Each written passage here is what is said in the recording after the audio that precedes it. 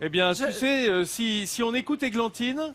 Non mais je sens là que Georges Marc se rapproche de plus en plus de la nature. Je vais peut-être l'attirer et l'habituer aux animaux. J'ai senti la semaine dernière que c'était vraiment son truc. Oui, Oui. les petits agneaux, c'était magnifique. Vous avez raté la ferme Benamou? Ah, ça c'est dommage. Voilà. Deuxième épisode aujourd'hui. Non Georges Marc, aujourd'hui je vous emmène au zoo. Est-ce que vous aimez ça? Ah oui. Je vous emmène au zoo de la Barbin. On reste dans les on est dans les Bouches-du-Rhône, du côté de Salon de Provence. Et on est juste à 2 pas du château de la Barbin. C'est un zoo qui attire beaucoup de monde et on le comprend. Évidemment, il y a plus de 120 espèces différentes d'animaux sauvages originaires de tous les pays, ce qu'on a l'habitude de voir dans les zoos. Il y a évidemment des lions, des zèbres, toutes sortes d'animaux. Comme tous les zoos, on est là aussi pour protéger ces espèces qui sont là pour sensibiliser tout le monde à la protection de la biodiversité. Et ce qui est intéressant aux zoos de la Barbin, c'est qu'on peut aussi suivre le travail des soigneurs. Il faut bien les écouter, il faut regarder ce qu'ils font. C'est un travail formidable qu'on va voir tout de suite. À la Barbin, un zoo abrite 700 animaux et plus de 130 espèces différentes. Une trentaine de soigneurs veillent à leur bien-être quotidien. Et ce matin, c'est une séance de pédicure pour cet éléphant. Il faut toujours 2 personnes.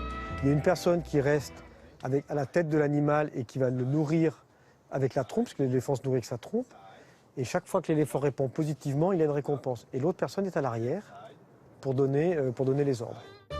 Pour créer cette relation unique en son genre et exceptionnelle, les soigneurs entraînent les animaux au quotidien.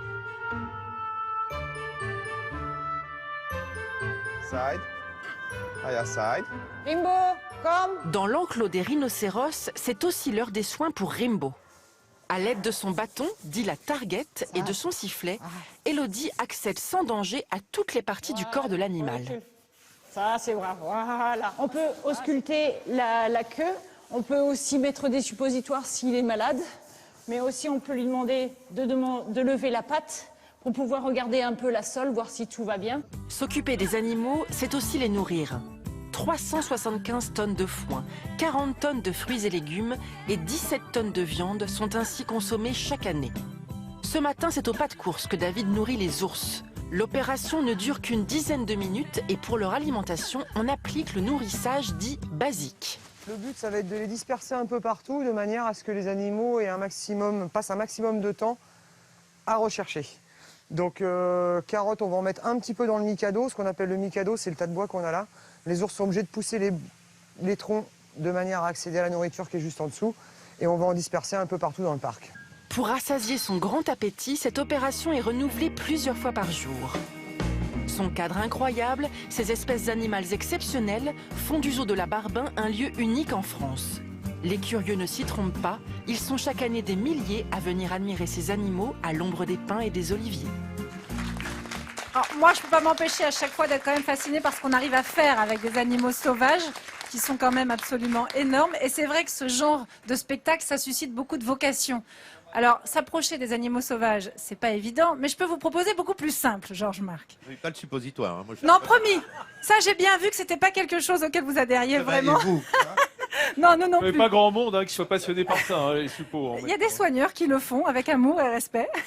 Non, je peux vous proposer des vacances en compagnie d'animaux domestiques. Alors, pas les chèvres, les agneaux, quelque chose de moins standard que ça, Georges Marc.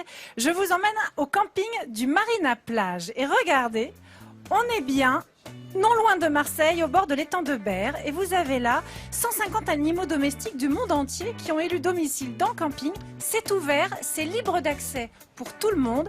Et les animaux, eh bien, vous pouvez évidemment les toucher, les nourrir et vous promener avec également. Il y a des dromadaires sur lesquels vous pouvez monter. Des lamas, c'est génial. Exactement, il y a évidemment des balades à cheval qui sont proposées. C'est ouvert à tous, même si vous n'êtes pas dans le camping, et c'est gratuit. Et forcément, vous imaginez à quel point ça attire du monde. Le seul risque, c'est quand tu rentres de la douche après dans ta tente et que tu trouves un lama. Tu vois, en pleine nuit. Mais Non, tu prendras ta douche avec lui et Ah bah, sa laine te réchauffera. ça, c'est une expérience, Églantine, une douche avec un lama. Non, en tout cas, ça a beaucoup de succès. Cette idée de mixer un lieu de vacances avec des animaux comme ça, C'est génial. libre d'accès, ça marche très Et très pas la fort. peine d'aller à Marrakech pour faire du dromadaire. Non, mais ça vaut le coup d'aller à Marrakech Voilà. quand même. Bon, pour d'autres raisons. Voilà, bravo. Merci, Églantine.